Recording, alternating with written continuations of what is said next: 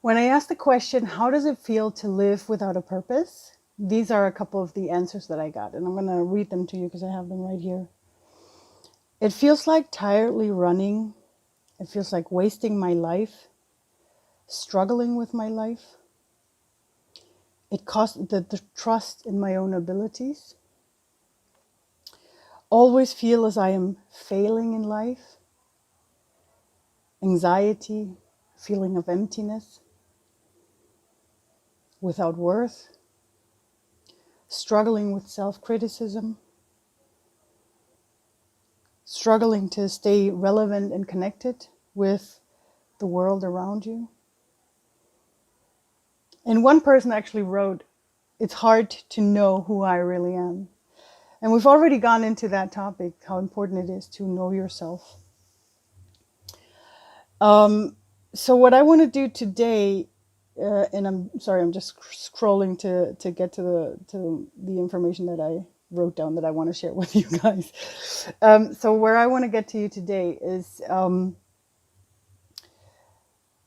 if you have those feelings when you think that you live without purpose, it's good to bring purpose into your daily life. And we already spoke about it in the last video, where I told you that it's important to acknowledge yourself, like to separate yourself from things that you think you have to do because someone else tells you to, or because it's expected of you. So to get to know those things, because sometimes they're really hidden, and I know we have those little imposters inside of us that tell us, no, this is yours. And then you dig a little bit deeper and you start finding those things. And also the other thing is, of course, of breaking your goals, your purpose down to a smaller thing. And this is where I want to take you today. That's why I think it's so important. Two things, how to bring purpose into your daily life, right? Because maybe right now you don't know your purpose. So you might be resonating with a couple of the things that I just read, or you might know your purpose, but you're afraid of actually living it, or don't know how to live it, right? So the thing is that one of the things that I usually tell everybody, or especially my clients, to do, one of the things that is really an easy thing to start to shift your focus, because basically it's just a shift in your focus. I'm not sure if I mentioned it in the first video, but I think usually what we do is that we focus on the things that are not good. Like we have 5 good days when we're playing some sort of sport, and then we have one bad day, and we feel bad for that one day where we just weren't able to give 100%. So what we do in that moment is, instead of really embracing the 4 days where we were amazing, we dig ourselves into, oh, that was that one day and it was so horrible. So it's this focus on that one bad thing. But if you start shifting your focus to the good things, you're going to be able to start recognizing more and more the things that you truly love, that you truly like, that you truly do. And then you start seeing the things that had a meaning for you. And I'm saying this because sometimes, and I'm telling you this because this is something I used to struggle with as well, because I don't want to put it overall into all societies, but I feel that a lot of social patterns that we have don't allow us to celebrate ourselves, our wins, the things that are amazing about ourselves. We sort of learn to keep ourselves small. And so we don't really, like, how many times have you found yourself going like, oh my God, that was so amazing. I did so good. I did such a great job. Right? That's something that we don't allow ourselves sometimes. So what I want you to do next is, if you can, as often as possible during the day, or if you're someone that would like to do that at the end of the day, really reflect on the day you had and see what things you did that you're proud of. It could be that you managed to smile at someone, or it could be that you managed to stand by yourself in a special situation. Maybe there was a conflict at work, and instead of backing down like you used to, maybe you did something amazing because you stood there and maybe you helped someone, or maybe you actually stood up for yourself or for someone else. And that's amazing. So write it down, because it's something beautiful that you did. And even if it's just that you managed to go through the day, that's something amazing too. Not everybody manages to just go through the day or get through the day. So take that as something that you managed to do. Maybe it was a characteristic because maybe there was a situation where you might react actually in a good way. But instead of celebrating yourself for it, you go like, oh yeah, but that's how it's supposed to be, right? And it's not about taking yourself for granted. Right now, this exercise is to bring yourself into the acknowledgement of all the amazing things that you create on a daily basis, that you make, that you act on a daily basis. Like I said, it can be little things, like even just smiling at someone while you're actually not feeling so good about it. But instead of letting yourself be pulled into negative conversation and how bad everything is going, you just smile and stand in your own vibration, focused on the good things. Or maybe, like I said, the example earlier, you have 4 wonderful days and you want to celebrate those wonderful days. And then maybe someone comes up and tells you, oh, you didn't do good that day. And then you just, yeah, but I did good 4 days. That's amazing. And maybe next week I'm going to do good 5 days. I don't know. But right now I want to celebrate that I did 4 good days. And this is something also that falls into the part that I told you in the other video where we went into goal setting, how when we make it smaller, you don't have to reach the huge purpose right away. It's about going step by step and celebrating each little tiny step that you do. Because even if it's tiny, it got you closer to where you want to go. So you create purpose in your day-to-day by refocusing to all the beautiful things you did as a person, as a human being, in your eyes. And if you want to take it one step further, you'll actually focus on the things you did for yourself. Now, this is something that I'd like to go a little bit deeper on, because especially if we have like family, friends all around us, and other people are expecting things of us, and then we think we have to do stuff for them, and we don't allow ourselves to actually, just stand up for ourselves. And it's important to be able to stand up for yourself, because you're important. If you want to find your purpose, the complete focus has to be on you. But I know that some people don't dare to do that step, to create that step for themselves, because there's this paradigm that we're not allowed to, that's selfish. If you do that, that's selfish. But the funny thing is, and this is true, that I've seen it with myself, I've seen it with friends, I've seen it with clients. It's so true. The moment you put your focus 100% to yourself and really start standing up for yourself and start to do the things you want to do, and not because someone else tells you, or because you feel like you have to because it's expected of you. The moment you start doing that, you gain so much energy, so much power, so much, you're able to do anything. And that's the funny thing, even though in the first step feels like you're doing it, like it's, how do you say, like it has become, I lost the word. Selfish. Thank you. Instead of thinking that it's selfish that you're focusing on yourself, the thing is, it's selfish the other way around.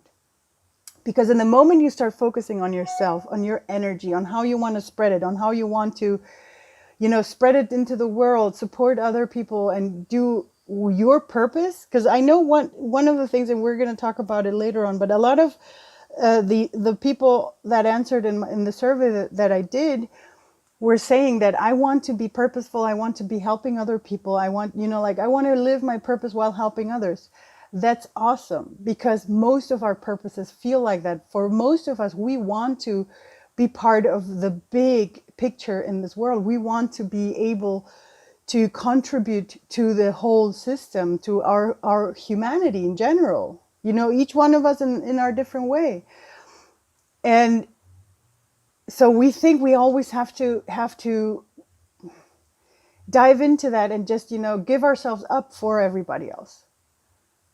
But, and that's where I'm going to, the thing is that in the moment that you focus on you, yourself, and the way you are, how amazing you are, you're going to be fine with yourself. You're going to be so much in love and so energized with yourself that once you're living that 100%, you're going to be so much more able to be there for the rest of the world. You're going to be so in your power that you're able to serve and support everybody else around you.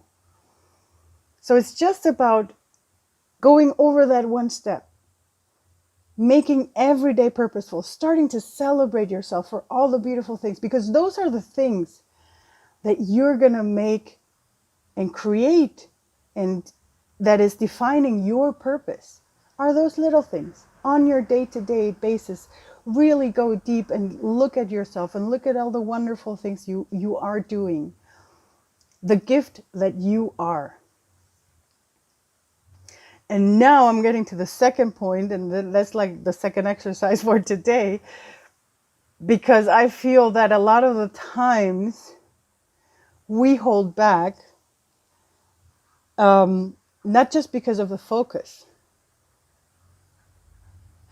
but we hold back because we criticize ourselves, because we have this judgment that how something has to be, and if it's not like that, it has to be bad.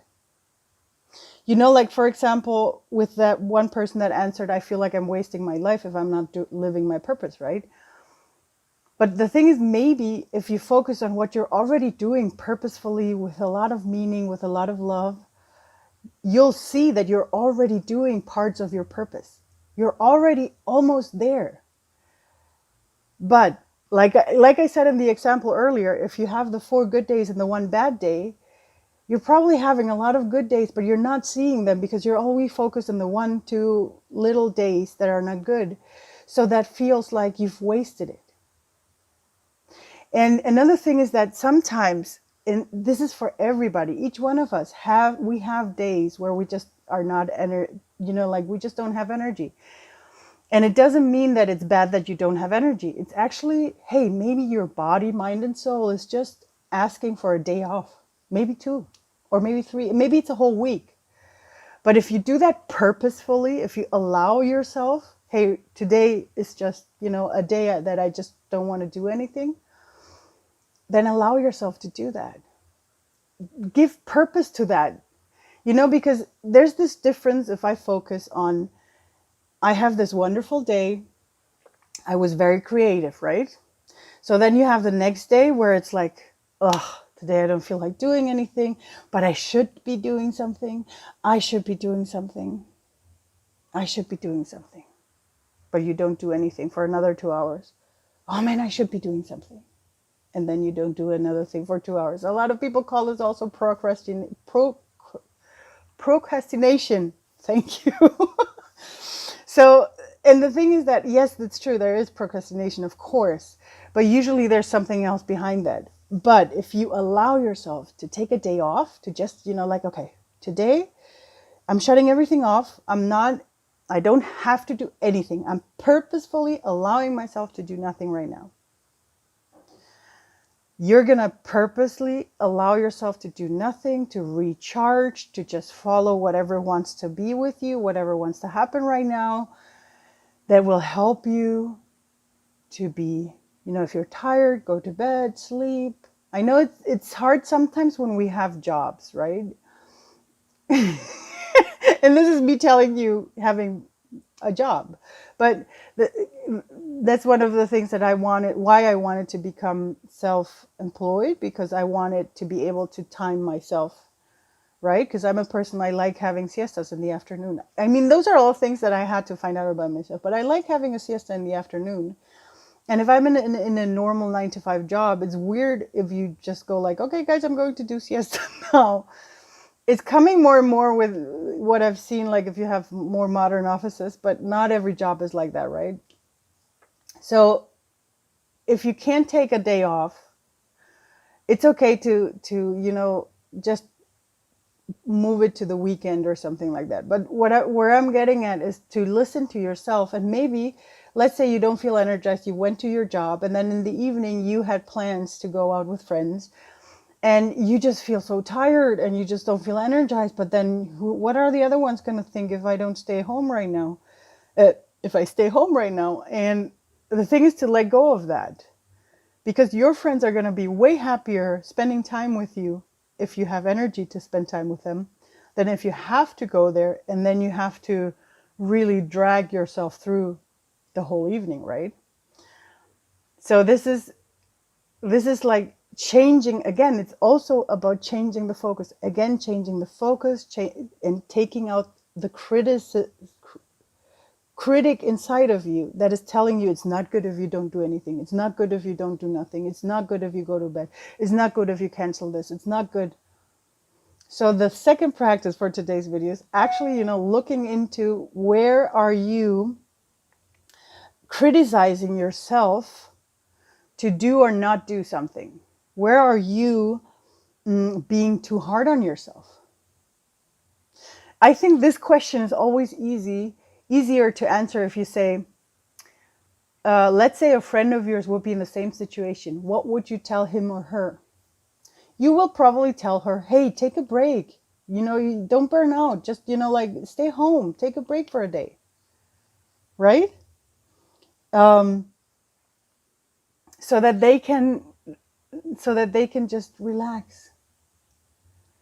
But you don't allow yourself that. So that's the inner critic that is telling you, no, you have to. And it's the same. I'm just looking down there because I want to see. One of the points was also struggling with self-criticism, and this is exactly it. The thing is that inner critic is someone we think that everybody else around us is having, right? Like, you're not allowed to do this, you're not allowed to do that, or you can't do that. You might have friends or family that actually tell you this, but the root of that happening was inside of you, because you have that paradigm inside of you that certain things have to happen this way and certain things have to happen that way. And with that, you have the inner struggle with yourself, because your purpose wants to come out. It wants to live through you. It wants to be there and wants to be creative with you. But if you keep shutting it down because, you have to have a normal 9 to 5 job, or you have to have, if your friends tell you to go out, you have to go out. Or if your boss tells you that you have to do this, you have to do this. And I'm not calling everybody to go and start rebelling against their bosses, but you know what I mean? It's like there's this inner voice, and the thing that we don't realize sometimes, and this is why I also gave you the example with the 4-in-1 days, because you'll probably have friends around you that would support you, that would just go that path with you and would never criticize you on those things, but you think that they are criticizing you. I want to give you another example about criticism, because this is something that happened to me on the brink of living my purpose. I told you already that I decided to leave Germany after 20 years and give up everything. And I remember it took me a little while longer to actually tell my friends that I was going to do that. But it was not because of my friends. It was because I thought, and this is so funny, I thought that they would be mad at me and think that I don't like them anymore because I'm leaving. Imagine that. That's a nice paradigm to have in your subconscious. But it was so clear to me, like I was feeling guilty to go and tell them, you know what, guys, I actually, I want to live I feel the urge that I need to travel. I need to leave Germany. I can't, I can't be here anymore. And it's not that Germany's bad, but I just don't want to be here anymore. And the funny thing is that I actually told two of my friends afterwards when I finally told them. I was like, you know what? I was struggling with this. Like, I really thought you guys would be mad at me. They looked at me like if I was that's when they looked at me like I was crazy. They were going like, no way, dude. We're so happy that you're leaving, that you're going, that you're traveling. I mean, you have to promise us to come back for Oktoberfest every year, which is one of the things that I love. But I'll tell you more in the next videos. But I had to promise them to come back for Oktoberfest. But that was like, because they want to hang out with me. And this is sort of like one date that we can all come together and stuff. But that doesn't matter. For them, it was like, hey, you want to go, just go. It's not, like, we want you here when you want to be here. But if not, hey, it's a nice reason for us to travel and come and visit you wherever you are, right? So the reaction that they had was amazing. But I was afraid. I had this inner critic inside of me that was telling me, nah, they're going to think you don't love them anymore. I don't know if you know, it's like emotional bribage sort of that we're doing with ourselves with this inner critic. So what I'm trying to tell you is this is like after the exercises we did yesterday with getting to know yourself more, to dive a little bit deeper, to write down all the beautiful things that you are already doing, because trust me, you are. There are certain things you're already doing that are amazing. And it's important for you to see that, to really celebrate the beautiful things you're already doing, you're already creating. Because the more you start focusing on those things, the bigger they're going to get in time. And the second thing that I would like you to do, if you can, in the next couple of days for yourself, is start looking into where are you criticizing yourself harder than you would criticize other people? And where are you, is it like this inner critic that is telling you that you're not allowed to do something or that it's not good to do something? Start looking out for those things. And I'm not saying to focus on the critic, but to, acknowledge it when it's coming up. And if you already can, try to change its mind. Talk to the critic and go like, yeah, I mean, I understand that you think that my friends are not going to like, they are going to be sad probably, but I think they're going to be more happy that I'm following my heart and my dream, and that I'm still going to be able to be even better there with them. And this is also a true thing. Now, when I come back, and this is something that I've actually lived with my parents as well, because I've lived with my parents in the same country, but I've also lived in separated countries and separated cities in countries. And for us, whenever we're not in the same place, somehow we savor the moments we do have with each other. And it's the same thing with my friends. When I am back in Germany, I really savor the moments we have. I enjoy the celebration. It really becomes more of a celebration getting together. And that's the thing about those things. We don't imagine them before because we have that critic, and because there's this critic like, oh no, people are not going to like you anymore when you start doing your purpose. It's not true. You're going to have friends that are going to grow closer because of it. And you're going to find new friends that are part of that purpose as well.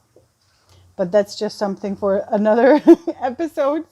For now, just if you take these 2 exercises, they're going to help you get closer to your purpose. And I'm looking forward to our next video. Hold on. That is going to be about another or one of the strongest tools that's going to help you get closer to your goals. I'm really looking forward to talking to you about that. So until then, have a great time, have a blessed time, and just be wonderful. Mwah.